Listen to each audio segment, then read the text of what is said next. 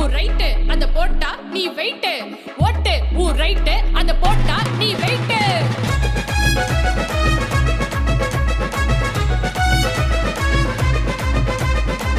ஒட்டு போட்டு ஒட்டு போட்டு